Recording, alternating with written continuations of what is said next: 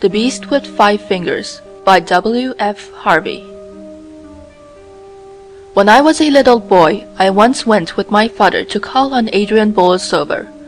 I played on the floor with a black spaniel while my father appealed for a subscription. Just before we left, my father said, "Mr. Bolsover, may my son here shake hands with you? It will be a thing to look back upon with pride when he grows to be a man." I came up to the bed on which the old man was lying, and put my hand in his, awed by the still beauty of his face. He spoke to me kindly, and hoped that I should always try to please my father. Then he placed his right hand on my head, and asked for a blessing to rest upon me. "Amen," said my father, and I followed him out of the room, feeling as if I wanted to cry. But my father was in excellent spirits. "That old gentleman, Jim," said he, "is the most wonderful man in the whole town. For 10 years he has been quite blind." "But I saw his eyes," I said. "They were ever so black and shiny. They weren't shut up like Nora's puppies. Can't he see at all?" And so I learnt for the first time that a man might have eyes that looked dark and beautiful and shining without being able to see. "Just like Mrs. Tomlinson has big ears," I said, "and can't hear at all except when Mr. Tomlinson shouts." "Jim," said my father, "it's not right to talk about the lady's ears. Remember what Mr. Bolsover said about pleasing me and being a good boy." That was the only time I saw Adrian Bolsover. I soon forgot about him and the hand which he laid in blessing on my head. But for a week I prayed that those dark, tender eyes might see. "His spaniel may have puppies," I said in my prayers, "and he will never be able to know how funny they look with their eyes all closed up. Please let old Mr. Bolsover see." Adrian Bolsover, as my father had said, was a wonderful man. He came of an eccentric family. Bolsover's sons, for some reason, always seemed to marry very ordinary women, which perhaps accounted for the fact that no Bolsover had been a genius, and only one Bolsover had been mad. But they were great champions of little causes, generous patrons of old sciences, founders of querulous sects, trustworthy guides to the by-path meadows of erudition. Adrian was an authority on the fertilization of orchids. He had held at one time the family living at Bolsover Conyers, until a congenital weakness of the lungs obliged him to seek a less rigorous climate in the sunny south coast watering place where I had seen him. Occasionally he would relieve one or other of the local clergy. My father described him as a fine preacher, who gave long and inspiring sermons from what many men would have considered unprofitable text. "An excellent proof," he would add, "of the truth of the doctrine of direct verbal inspiration." Adrian Bolsover was exceedingly clever with his hands. His penmanship was exquisite.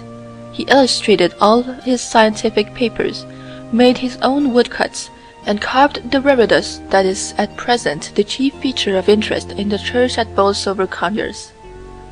He had an exceedingly clever knack in cutting silhouettes for young ladies and paper pigs and cows for little children, and made more than one complicated wind instrument of his own devising. When he was 50 years old, Adrian Bolsover lost his sight. In a wonderfully short time he had adapted himself to the new conditions of life.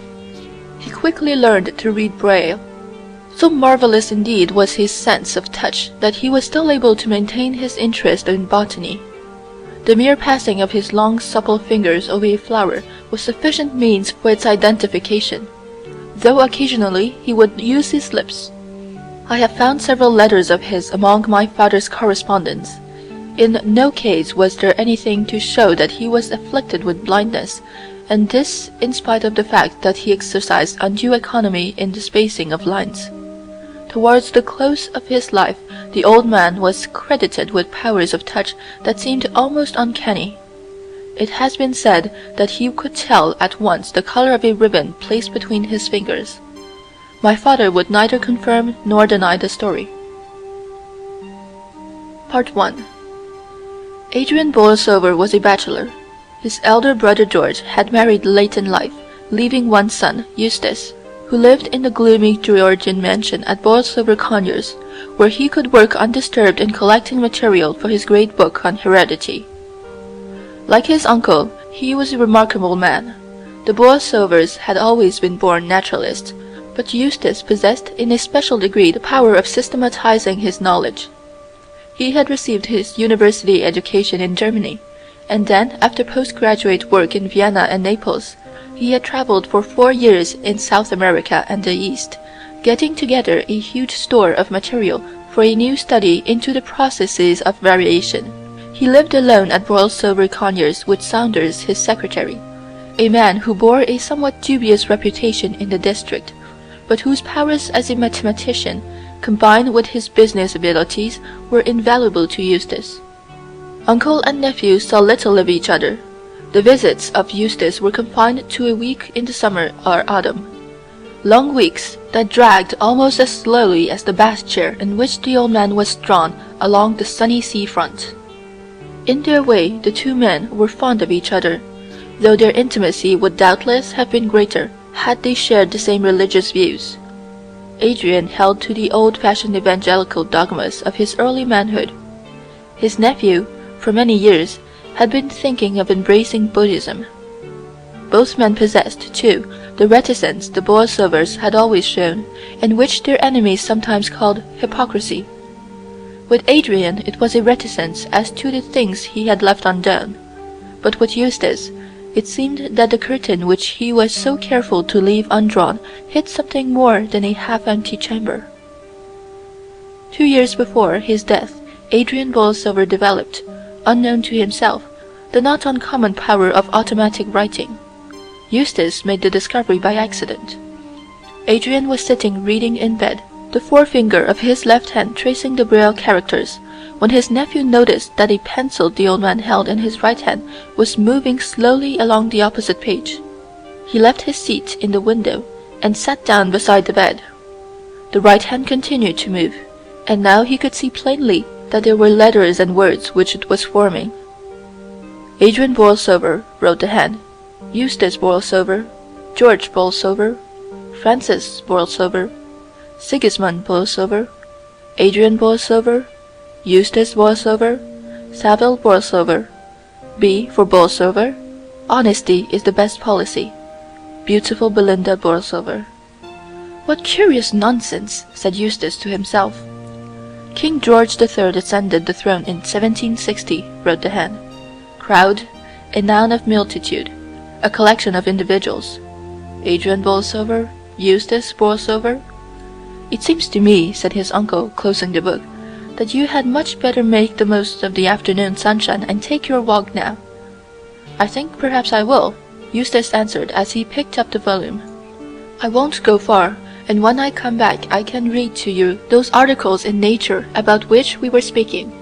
He went along the promenade, but stopped at the first shelter, and seating himself in the corner best protected from the wind, he examined the book at leisure. Nearly every page was scored with a meaningless jungle of pencil marks, rows of capital letters, short words, long words, complete sentences, copybook tags.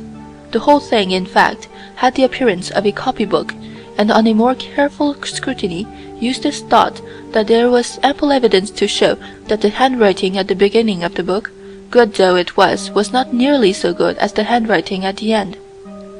He left his uncle at the end of October, with a promise to return in early December.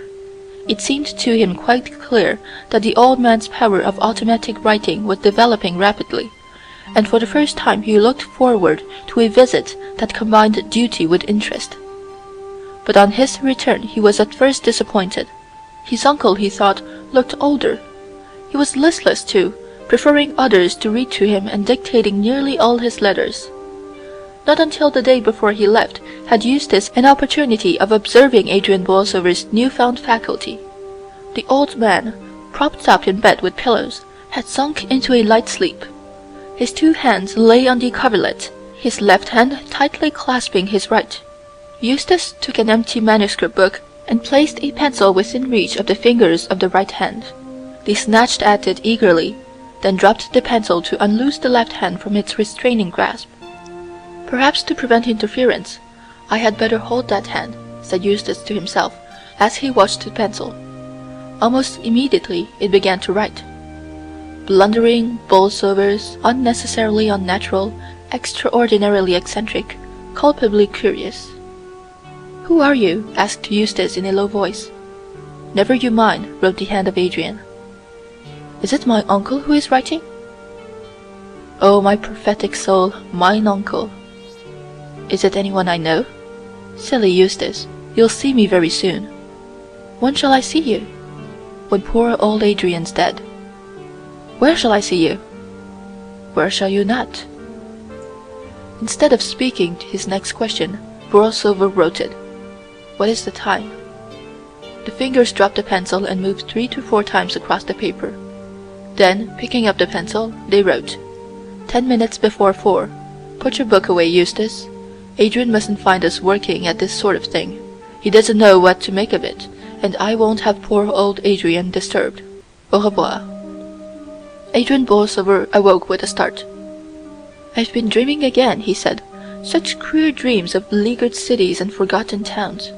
You were mixed up in this one, Eustace, though I can't remember how. Eustace, I want to warn you. Don't walk in doubtful paths. Choose your friends well, your poor grandfather. And a fit of coughing put an end to what he was saying, but Eustace saw that the hand was still writing. He managed unnoticed to draw the book away. I'll light the gas, he said, and ring for tea. On the other side of the bed curtain he saw the last sentences that had been written. It's too late, Adrian, he read. We're friends already, aren't we, Eustace Borlsover? On the following day Eustace Borlsover left. He thought his uncle looked ill when he said good-bye, and the old man spoke despondently of the failure his life had been. Nonsense, uncle, said his nephew. You have got over your difficulties in a way not 1 in 100,000 would have done. Everyone marvels at your splendid perseverance in teaching your hand to take the place of your lost sight.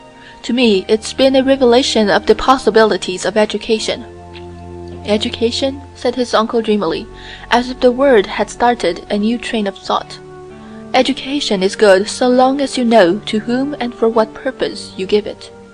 But with the lower orders of men, the base and more sordid spirits, I have great doubts as to its results. Well, good-bye, Eustace. I may not see you again.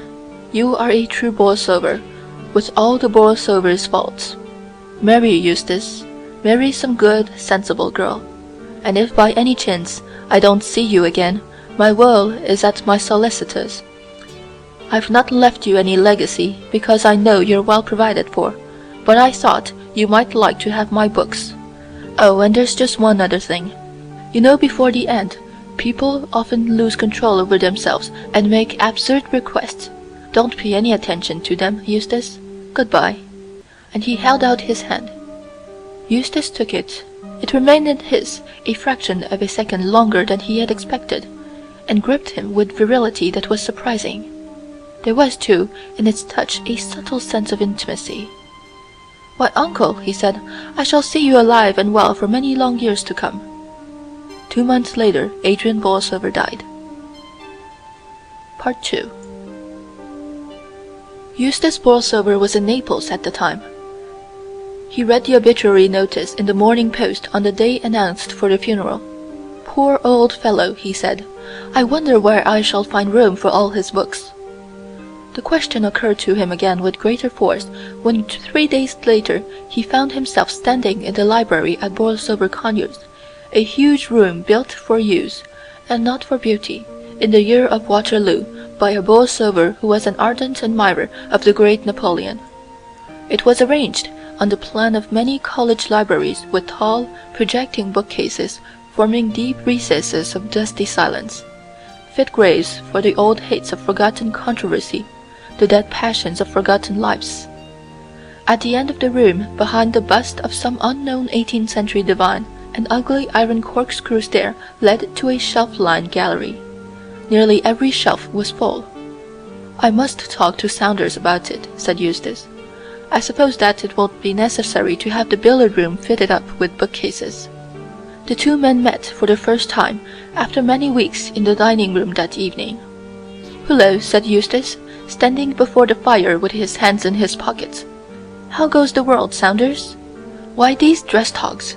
He himself was wearing an old shooting jacket. He did not believe in mourning, as he had told his uncle on his last visit, and though he usually went in for quiet colored ties, he wore this evening one of an ugly red, in order to shock Morton the butler, and to make them thrash out the whole question of mourning for themselves in the servants' hall. Eustace was a true Bolsover. "The world," said Saunders, "goes the same as usual, confoundedly slow. The dress togs are accounted for by an invitation from Captain Lockwood to bridge." "How are you getting there? I've told your coachman to drive me in your carriage. Any objection?" "Oh, dear me, no. We've had all things in common for far too many years for me to raise objections at this hour of the day." "You'll find your correspondence in the library," went on Saunders. "Most of it I've seen to. There are a few private letters I haven't opened. There's also a box with a rat, or something, inside it that came by the evening post. Very likely it's the six-toed albino. I didn't look because I didn't want to mess up my things, but I should gather from the way it's jumping about that it's pretty hungry." "Oh, I'll see to it," said Eustace, "while you and the captain earn an honest penny." Dinner over, and Saunders gone, Eustace went into the library. Though the fire had been lit, the room was by no means cheerful. "We'll have all the lights on, at any rate," he said, as he turned the switches. "And Morton," he added, when the butler brought the coffee, "get me a screwdriver or something to undo this box. Whatever the animal is, he's kicking up the deuce of a row. What is it? Why are you dawdling?" "If you please, sir, when the postman brought it, he told me that they'd bored the holes in the lid at the post office. There were no breathing holes in the lid, sir, and they didn't want the animal to die. That is all, sir." "It's culpably careless of the man, whoever he was," said Eustace, as he removed the screws, "packing an animal like this in a wooden box with no means of getting air. Confound it all! I mean to ask Morton to bring me a cage to put it in. Now I suppose I shall have to get one myself." He placed a heavy book on the lid from which the screws had been removed, and went into the billiard room. As he came back into the library with an empty cage in his hand, he heard the sound of something falling, and then of something scuttling along the floor. Bother it, the beast got out. How in the world am I to find it again in this library? To search for it did indeed seem hopeless. He tried to follow the sound of the scuttling in one of the recesses where the animal seemed to be running behind the books in the shelves, but it was impossible to locate it. Eustace resolved to go on quietly reading. Very likely the animal might gain confidence and show itself. Saunders seemed to have dealt in his usual methodical manner with most of the correspondence. There were still the private letters. What was that? 2 sharp clicks, and the lights in the hideous candelabra that hung from the ceiling suddenly went out. "I wonder if something has gone wrong with the fuse," said Eustace, as he went to the switches by the door. Then he stopped. There was a noise at the other end of the room, as if something was crawling up the iron corkscrew stair. "If it's gone into the gallery," he said, "well and good." He hastily turned on the lights, crossed the room, and climbed up the stair. But he could see nothing. His grandfather had placed a little gate at the top of the stair, so that children could run and romp in the gallery without fear of accident. This Eustace closed, and having considerably narrowed the circle of his search, returned to his desk by the fire. How gloomy the library was! There was no sense of intimacy about the room. The few busts that an 18th century Bolsover had brought back from the Grand Tour might have been in keeping in the old library. Here they seemed out of place. They made the room feel cold, in spite of the heavy red damask curtains and great gilt cornices. With a crash 2 heavy books fell from the gallery to the floor. Then, as Bolsover looked, another, and yet another. "Very well, you'll starve for this, my beauty," he said. "We'll do some little experiments on the metabolism of rats deprived of water. Go on, chuck them down. I think I've got the upper hand." He turned once again to his correspondence. The letter was from the family solicitor. It spoke of his uncle's death and of the valuable collection of books that had been left to him in the will.